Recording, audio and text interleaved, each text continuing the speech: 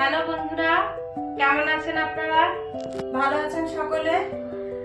আজকে আপনাদের সাথে আমি একটা রেসিপি শেয়ার করব, সেটা হচ্ছে মাটন বিরিয়ানি। আগের দিন মাটন করেছিলাম, গ্রেভি করেছিলাম, মানে মাংসের ঝোল, পাঠার মাংসের ঝোল বাঙালিদের আলু দিয়ে। তো সেখান থেকেই কয়েকটা বড় বড় পিস আমি সরিয়ে রেখেছিলাম, যাতে আপনাদের সাথেও বিরিয়ানি রেসিপিটা শেয়ার করতে পারি, আর আমার ছেলের জন্য একটুখানি বিরিয়ানি বানানোটা হয়ে যায়। ও তো আবার ভীষণ ভালোবাসে বিরিয়ানি খেতে, সেটা চিকেন হোক বা মাটন। তো চলুন আপনাদের সাথে ওই মাটন বিরিয়ানিটা শেয়ার করি, কিরম ভাবে আমি করব সেই প্রসেস স্টেপ বাই স্টেপ দেখাবো অবশ্যই। আর তার সাথে সাথে কি কি লাগছে সেটা প্রথমে দেখিয়ে দিই মাটন বিরিয়ানি করতে। তো চলুন, আমি অল্প করেই দেখাচ্ছি, কোয়ান্টিটিটা বেশি না, যেহেতু আমি অল্প কটা মাংস সরিয়ে রেখেছি সেই পরিমাণটা অনুযায়ী দেখাচ্ছি। তো আপনারা যেরকম বানাবেন সেই পরিমাণ অনুযায়ী পরিমাপটা নেবেন, কিন্তু প্রসেসটা একই থাকবে। ঠিক আছে বন্ধুরা, চলুন তাহলে কি কি লাগছে সেটা দেখে নিই। আমাদের মাটন তো লাগছেই, আপনাদের সঙ্গে শেয়ার করলাম যে কয়েকটা পিস আমি মাটনে সরিয়ে রেখেছিলাম, খুব বেশি না, 8-10টা পিস মতো মাটন আমি সরিয়ে রেখেছিলাম, সেখান থেকে বিরিয়ানিটা করব। আর লাগছে বিরিয়ানিতে বড় বড় করে ডুমো করে কেটে রাখা আলু, যেরকম একটুখানি বিরিয়ানির আলু তো একটু বড় বড় হয়, সেরকম বড় করে কয়েকটা আলু কেটে রেখেছি। আর লাগছে বিরিয়ানির চাল, দেরাদুন চাল, যেটা বিরিয়ানি ফ্রাইড রাইস আমরা করে থাকি। এই চালটা 2 ঘন্টার মতো আগে থাকতে একটু ভিজিয়ে রাখতে হবে। আর কি কি লাগছে চলুন দেখে নিই। আর লাগছে গোলাপ জল, কেওড়ার জল, মিঠা আতর, আর 1 কাপ মতো দুধ নিয়েছি। 1 কাপ মতো দুধে আপনাদের লাগছে একটুখানি বিরিয়ানির কালার, বিরিয়ানির যে ফুড কালারটা হয় সেটা একটুখানি দুধের মধ্যে গুলে রেখেছি। আর এই পেস্টটা বন্ধুরা, এই পেস্টে রয়েছে পেঁয়াজ, আদা, রসুন, কাঁচা লঙ্কা দিয়ে বাটা। এই পেস্টটা যখন মাংস বা আলু করব সেই প্রসেসে আমি দেখিয়ে দেবো, খুব বেশি লাগবে না মশলাটা জাস্ট ফ্লেভারটা মাংস আর আলুতে ঢুকবে।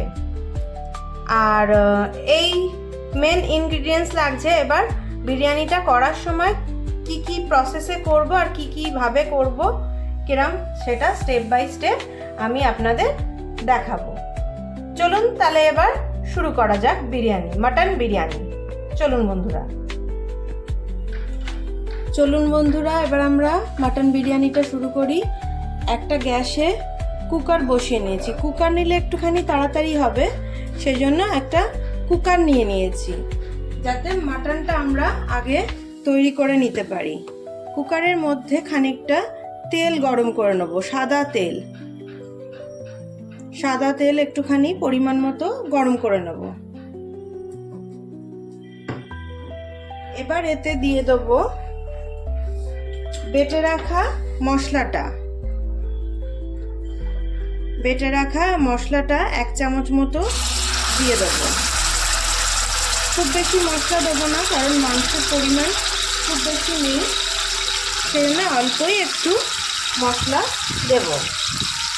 খুব বেশি মশলা দেওয়ার দরকার নেই, এটা জাস্ট ফ্লেভারটার জন্য মশলাটা দিতে হবে। মশলাটা দেওয়ার পরে একটুখানি নাড়াচাড়া করে নেব। এরকমভাবে তেলের মধ্যে নাড়াচাড়া করে নেওয়ার পর এবার এতে মাটনটা এক এক করে দিয়ে দেবো।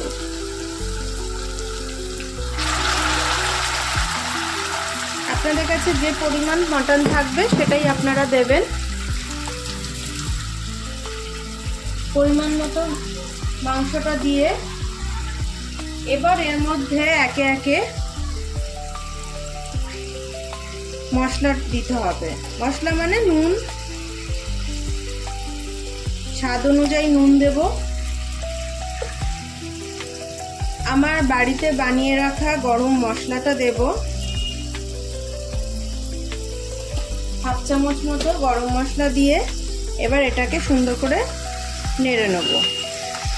নেড়ে একটুখানি কষিয়ে নেব।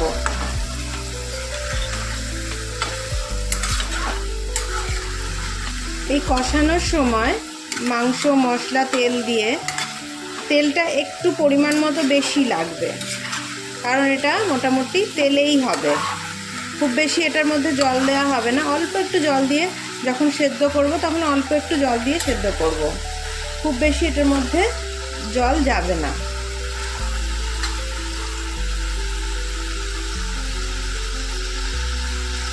এবার এর মধ্যে খানিকটা গোলাপ জল আর কেওড়ার জল যাবে। 2 চামচ মতো গোলাপ জল আর 2 চামচ মতো কেওড়ার জল যাবে। দিয়ে এটাকে ভালো করে কষিয়ে নেব।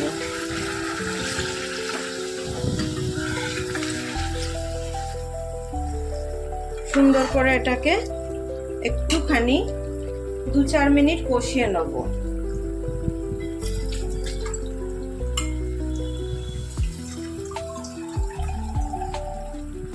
কষিয়ে নেওয়ার পর এর মধ্যে অল্প একটু জল দিয়ে এটা 2-3টে সিটি দিয়ে সেদ্ধ হতে দেব। জাস্ট মটনটার ফ্লেভার ঢুকবে আর সেদ্ধ হবে। এবার এটাকে ঢাকা দিয়ে এটা সেদ্ধ হতে দিতে হবে।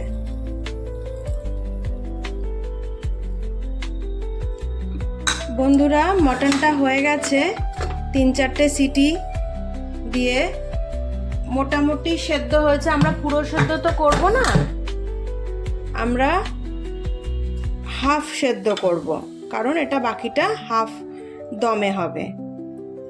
তাই এবার এটা আমরা যে ডেচকিটায় দমে দেবো সেটায় আমরা ঢেলে নেব। সেই ডেচকিটার নিচে খানিকটা তেজপাতা বিছিয়ে নিয়েছি, দাঁড়ান আপনাদের দেখিয়ে দিই। এই ডেচকিটাতে দমে বসাবো, তাই এই ডেচকিটার নিচে বড় বড় 4-5টা তেজপাতা বিছিয়ে নিয়েছি। এবার এর মধ্যে হাফ ডান মাটনটা দিয়ে দেবো। এই হাফ ডান মাটনটা জুত সমেত এর মধ্যে ঢেলে দিলাম। এরপরে নেক্সট স্টেপ আলুটা করে নেব আমরা। চলুন, আলুটাও আমরা কুকারে তেলটা গরম করে তার মধ্যে ছেড়ে দেবো। কুকারে করার কারণ হচ্ছে এটাই যে তাড়াতাড়ি হয়ে যাবে। এটা আপনারা কড়াইতেও করতে পারেন, কিন্তু কুকারে করলে এটা তাড়াতাড়ি হয়ে যাবে। হ্যাঁ, তেলের মধ্যে আলুটা দিয়ে এবার পরিমাণ মতো নুনটা দেব। যতটা পরিমাণ থাকবে আপনাদের আলু, সেই পরিমাণ অনুযায়ী আপনারা নুনটা দেবেন। একটু বেশি লাগবে, কারণ এটা তো দমে যাবে, সেই জন্য নুনটা দেব। তার সাথে সাথে আলুটা রং করার জন্য যে বিরিয়ানি ফুড কালারটা লাগে সেটাও একটু দেব, একদম সামান্য। এটা খুব স্ট্রং ফুড কালার, সেই জন্য অল্প দিলেই হবে। এবার এটাকে একটুখানি নাড়িয়ে চাড়িয়ে নেব। নাড়ানোর পরে, মানে মেশানোর পরে নুন আর কালারটা, এবার এর মধ্যে ওই যে মশলা বাটাটা ছিল, পেঁয়াজ আদা রসুন, সেই মশলা বাটাটাও খানিকটা দেব, 1 চামচ মতো, জাস্ট ফ্লেভারের জন্য। 1 চামচ মতো বাটা মশলাটা একটু দিয়ে দিলাম। এবার এর সাথে আমি দেব আমার ঘরে তৈরি করে রাখা বিরিয়ানি মশলাটা। বিরিয়ানি মশলাটা একটুখানি দিয়ে দিলাম। দিয়ে এবার এটা এর সাথে একটুখানি ভালো করে তেলের মধ্যে কষিয়ে নেব। আলুর সাথে মশলা আর গরম মশলা যেটা, সেটা সব সমেত একটুখানি কষিয়ে নিলাম। এবার কষিয়ে নেওয়ার পর এর মধ্যে পরিমাণ মতো 2 চামচ একটু গোলাপ জল আর একটু কেওড়ার জল দিয়ে দেবো। খুব বেশি দেবো না, আপনারা আলুর পরিমাণ অনুযায়ী দেবেন। যদি আলু বেশি থাকে 2 চামচের জায়গায় সেটা 3 চামচ হবে। আর আমার কাছে আজকে অল্প আছে, আপনাদেরকে প্রথমেই বললাম যে আমি অল্প করেই করছি মাটন বিরিয়ানিটা, সেই জন্য 2 চামচ করেই গোলাপ জল আর কেওড়ার জলটা দিলাম। এবার এটা 1টা কি 2টো সিটি দেওয়া হবে, তার বেশি না। আলু তো খুব বেশি সিটি দিলে গলে যাবে, জাস্ট অল্প হাফ ডান সেদ্ধ করব আমরা। অল্প একটু জল দিয়ে এটা 2টো হুইসেল দিতে দেবো, তারপরে আলুটা রেডি হয়ে যাবে। চলুন এটা তাহলে সেদ্ধ করে নিই। আলুটা হয়ে গেছে বন্ধুরা, দেখে নেব। দেখুন আলুটা হয়ে গেছে। এবার এটাকে যেই দমে আমরা দিয়েছিলাম মাংসটা, সেটার মধ্যে আমরা দমে দিয়ে দেবো। এই ডেচকিতে যেটায় মটনটা ঢেলে রেখেছিলাম সেটাতেই আলুটাও ঢেলে দেবো।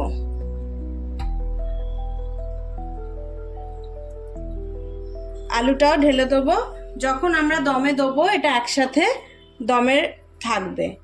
এরপর চলুন আমরা রাইসটা করে নিই। স্টেপ বাই স্টেপ আপনাদের দেখাচ্ছি, কোনো অসুবিধা হবে না, আপনারা এইভাবেই করবেন। সুন্দর খেতে হয়, খুবই সুন্দর খেতে হবে। চলুন এবার রাইসটা আমরা করে নিই। দেখুন বন্ধুরা, রাইসের জন্য আমরা জল চাপিয়ে দিয়েছি। এই জলটার মধ্যে আমি দিয়েছি নুন, পরিমাণ মতো নুন, যতটা আপনার চাল থাকবে। গোটা গরম মশলা মানে এলাচ, দারচিনি, লবঙ্গ আর তেজপাতা, এইটুকুই দেওয়া রয়েছে এই জলের মধ্যে। এই জলটা যখন ফুটতে শুরু করবে তখন আমরা চালটা, ভেজানো চালটা, বাসমতি দেরাদুন যে ভেজানো বাসমতি চালটা রয়েছে সেটা আমরা দিয়ে দেবো। সেটা 2 ঘন্টা মতো ভিজিয়ে রাখাই ছিল, আপনাদেরকে আগেই দেখিয়েছি। এই দেখুন, আপনাদেরকে আগেই দেখিয়েছি যে এই চালটা ভেজানো ছিল। এবার এই ভেজানো চালটা, জলটা ফুটতে আরম্ভ করেছে, এর মধ্যে আমরা চালটা দিয়ে দেবো। দিয়ে ভাতটা আমরা করে নেব। ভাতটা 60 থেকে 70% হবে, পুরো ভাত হবে না, ওইভাবেই আমরা ভাতটা করে নেব। চলুন বন্ধুরা আমরা ভাতটা করে নিই। দেখুন বন্ধুরা, ভাতটা হয়ে গেছে, হাফ ডান মতো ভাতটা হয়ে গেছে। এবার আমরা মাঠটা গেলে নেব, গেলে নিয়ে সব অ্যালাইন করে দমে বসাবো। চলুন দেখিয়ে দিই কীভাবে পরপর সাজিয়ে দমে দেবো।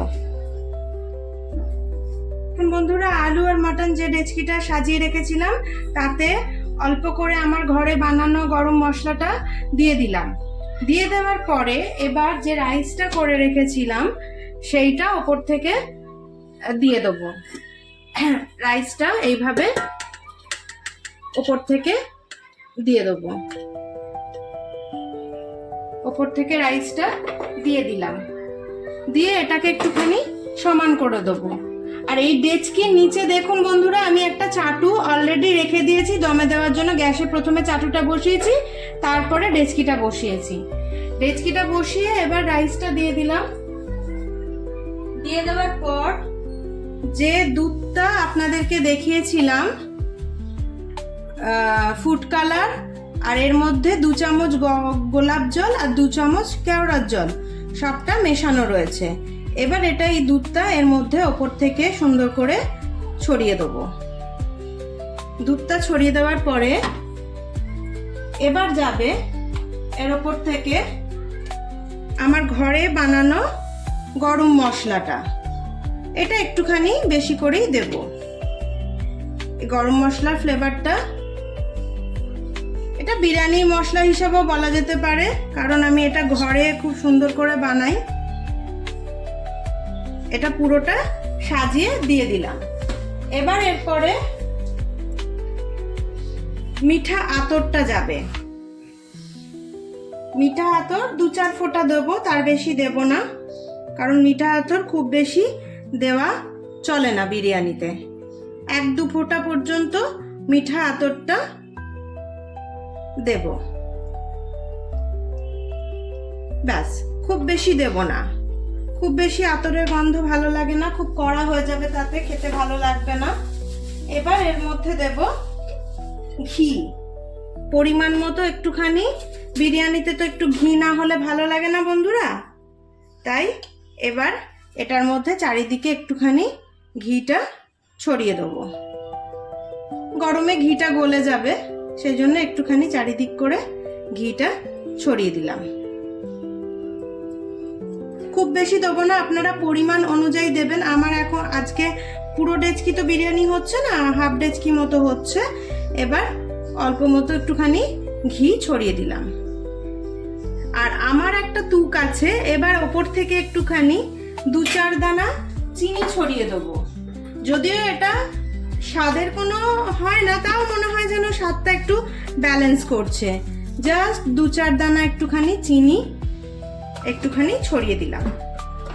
এবার এটাকে পুরোপুরি 20 থেকে 25 মিনিট একদম নিভু আছে এটা দমে বসিয়ে দেবো।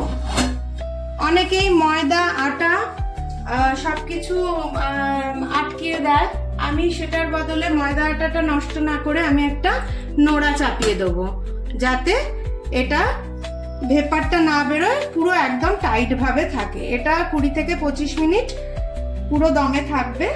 তারপরে আপনাদেরকে দেখাচ্ছি কিরকম বিরিয়ানিটা তৈরি হলো। চলুন এটা এবার 20 থেকে 25 মিনিট দমে থাকুক। চলুন বন্ধুরা দেখে নিই, দমটা এতক্ষণ বসিয়ে রাখলাম, এবার দমটা কমপ্লিট হয়ে গেছে বিরিয়ানির। এবার চলুন খুলে দেখে নিই কিরকম হয়েছে। আসুন, নোড়াটাকে সরিয়ে দিলাম, গরম আছে। এবার দেখুন একদম ধোঁয়া ওঠা সুন্দর বিরিয়ানি রেডি। এবার এটা শুধু কেটে পরিবেশন করার পালা। দেখুন চালগুলো কি সুন্দর ঝরঝরে হয়েছে, একদম সুন্দর ঝরঝরে হয়েছে। এটা এবার শুধু সুন্দর করে কেটে পরিবেশন করতে হবে।